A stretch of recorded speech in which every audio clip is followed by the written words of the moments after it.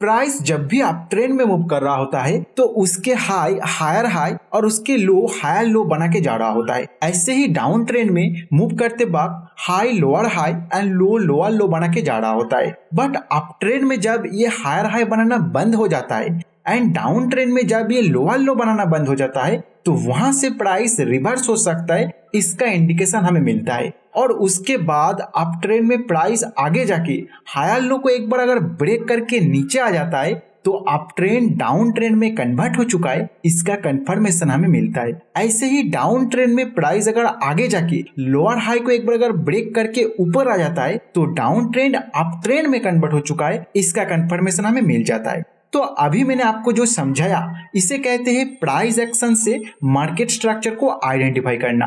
But एक beginner trader यही market structure को सही से आइडेंटिफाई नहीं कर पाते। जैसे अभी ये जो चार्ट आपके सामने ओपन है, ये बैंक निफ्टी का 7 नवंबर 2023 का 30 मिनट टाइम फ्रेम का चार्ट है। लेटेस्ट कैंडल का टाइम है 11:15। तो आपको क्या लग रहा है इस चार्ट को देखकर? क्या आप प्राइस एक्शन से ये चार्ट का मार्केट स्ट्रक्चर को ढूंढ पा रहे हो? वीडियो को पॉज कीजिए और खुद स्ट्रक्चर को आइडेंटिफाई करने की कोशिश कीजिए।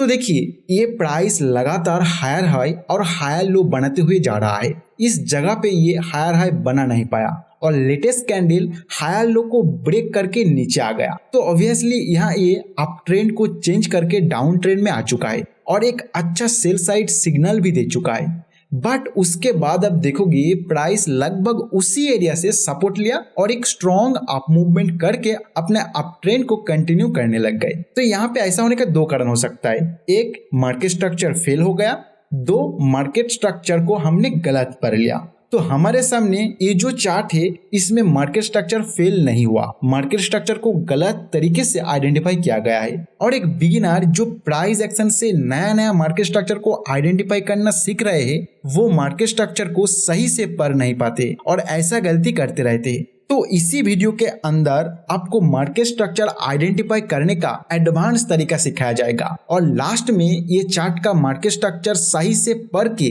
कैसे आप यहाँ पे सेल ना करके बल्कि बाय अपॉर्चुनिटी ढूंढ के बाय कर सकते थे वो भी दिखाया जाएगा। तो आपको इस वीडियो से बहुत ही अच्छा जानकारी आज मिलने वाला है। तो इसे जाने बिना टेक्निकल एनालिसिस सीखना असंभव है। तो अगर आप टेक्निकल एनालिसिस को सच में सीखना चाहते हो तो किसी और वीडियो को देखे ना देखे लेकिन इस वीडियो को जरूर देखें, क्योंकि आगे जो भी वीडियो बनाऊंगा मैं या फिर टेक्निकल एनालिसिस का जो भी कंसेप्ट है वो सभी कंसेप्ट इसके ऊपर बेस करके बनेगा। तो वीडियो का एक भी पॉइंट मिस मत करना।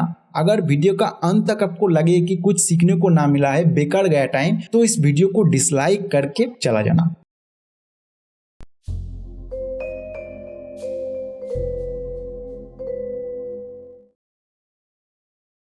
तो देखिए, प्राइस जब अप मूव कर रहा होता है तो वो अप ट्रेंड में कभी सीधा अप मूव नहीं करता है एंड डाउन ट्रेंड में भी कभी सीधा नीचे नहीं आते। अप ट्रेंड में प्राइस कभी ऊपर कभी नीचे करते करते ओवरऑल एक अपवर्ड स्लोप में मूव करते हुए जाते हैं और डाउन ट्रेंड में भी कभी नीचे कभी ऊपर करते करते ओवरऑल एक डाउनवर्ड स्लोप में मूव करता है। जैसे मान लेते हैं प्राइस यहाँ से ऊपर आना शुरू किया तो आपके लिए लो बन गया ये पॉइंट। अभी प्राइस किसी भी पॉइंट से जैसे ही ये नीचे आना शुरू करेगा तो आपको देखना है ये जो नीचे प्राइस थ्रोबैक कर रहा है ये कम से कम अपना टोटल अप मूव का 38% हो रहा है या नहीं।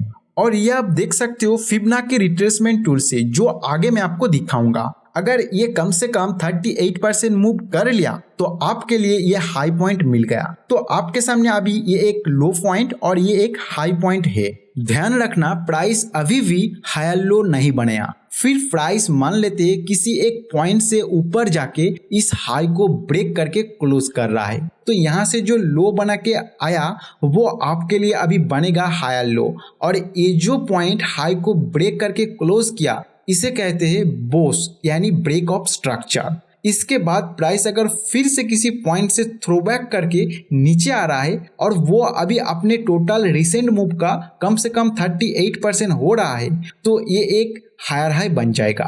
तो आपके सामने अभी ये नया हाई और एक नया लो एरिया आ चुका है। अभी नया स्ट्रक्चर बनने के लिए ये दोनों साइड में से किसी एक साइड को प्राइस ब्रेक करना पड़ेगा। अगर प्राइस इसके अंदर ही स्ट्रक्चर बनाना शुरू कर देता है तो भी ये कोई नया स्ट्रक्चर नहीं है।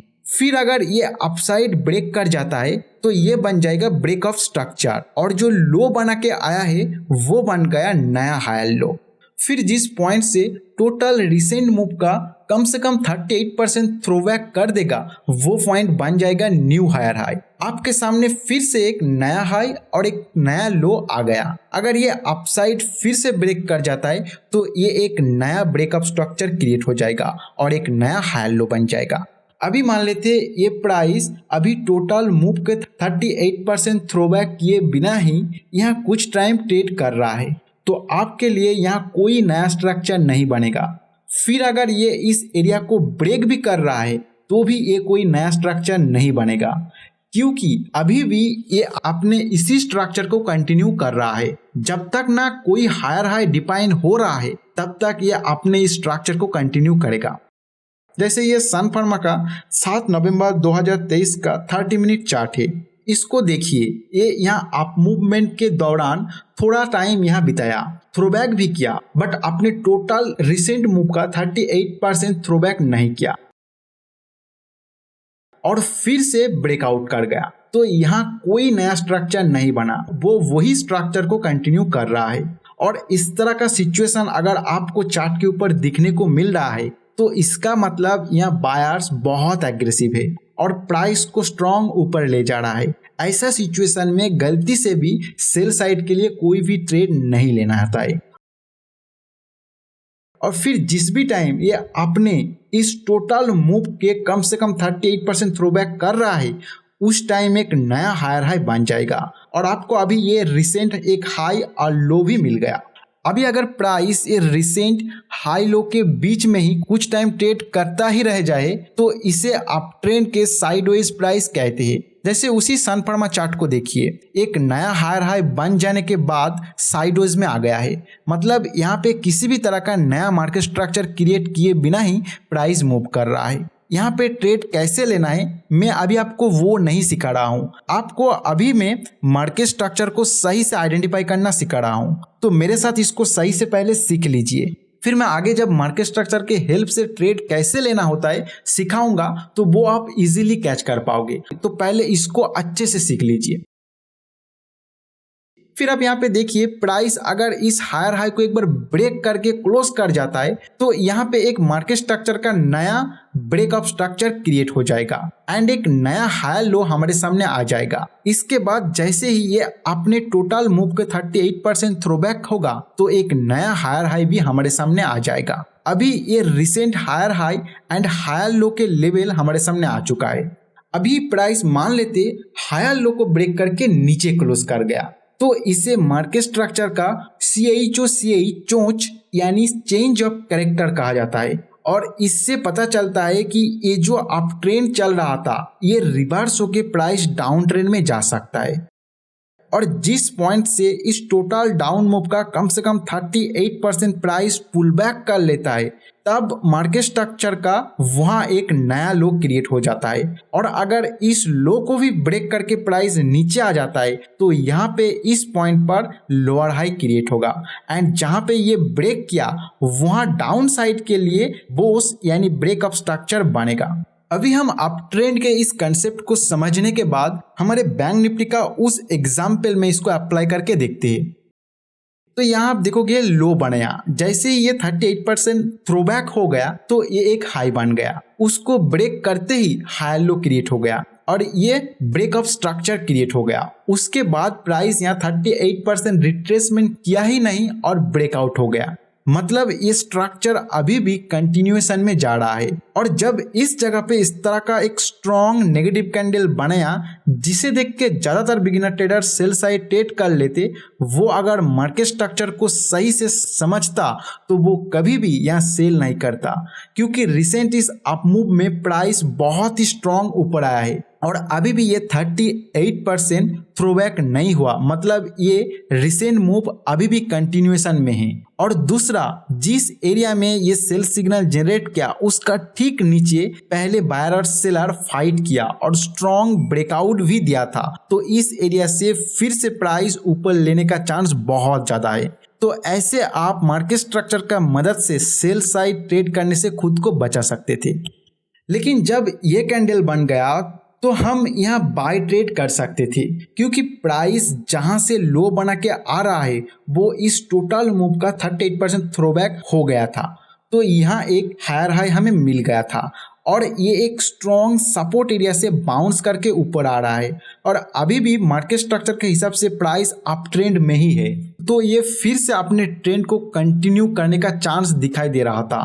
फिर जब इस हाई को ये ब्रेक किया तो एक नया ब्रेकअप स्ट्रक्चर क्रिएट हुआ और एक नया हायर लो हमें मिला। फिर इसके आगे जो भी प्राइस एक्शन हुआ है, अब बैंक निफ्टी के 7 नवंबर 2023 के 30 मिनट इस चार्ट ओपन कीजिए और मार्केट स्ट्रक्चर को अप्लाई करने की कोशिश कीजिए। देखिएगा आपको प्राइस एक्शन के ऊपर बहुत ही अच्छा क्लैरिटी मिलने लगेगा। जो इस होमवर्क को करेगा या अभी वीडियो को पॉज करके कर लिया है वो कमेंट में हमें होमवर्क डन जरूर लिख देना। अभी आप लोगों में से बहुत सारे के मन में सवाल आ रहा होगा, हम इस मार्केट स्ट्रक्चर को कौन सा टाइम फ्रेम में ढूंढेंगे तो अच्छा होगा।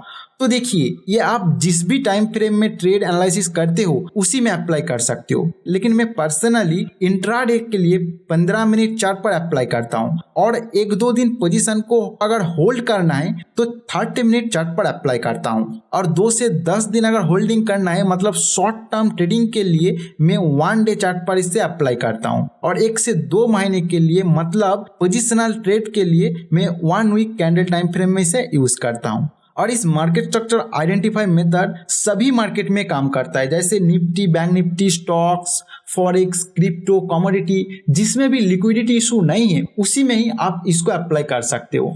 तो अभी ये वीडियो बहुत ही लंबा हो गया है और इसमें मैंने सिर्फ आज अपसाइड का स्ट्रक्चर को डिटेल्स में समझाया, डाउन साइड का स्ट्रक्चर को भी बहुत ही डिटेल्स के साथ जरूर मैं आपको समझाऊंगा, लेकिन उसके लिए आप लोगों का भी सीखने का इंटरेस्ट होना चाहिए। तो अगर आप सीखना चाहते हो तो वीडियो को लाइक कीजिए और वीडियो का कमेंट सेक्शन में मार्केट स्ट्रक्चर पार्ट 2 यानी शॉर्ट में एमएस पार्ट 2 जरूर लिख देना। अगर रिक्वेस्ट ज्यादा आ रहा है तो हम बहुत ही जल्दी इस वीडियो को बना के अपलोड करेंगे और जो भी मैंने आपको सिखाया उसे प्रैक्टिस कीजिए। कोई भी चार्ट ओपन कर लीजिए और उसमें अप्लाई करने की कोशिश कीजिए। तो इस वीडियो में फिलहाल इतना ही, मिलते हैं नेक्स्ट वीडियो में नया कोई यूजफुल कंटेंट के साथ।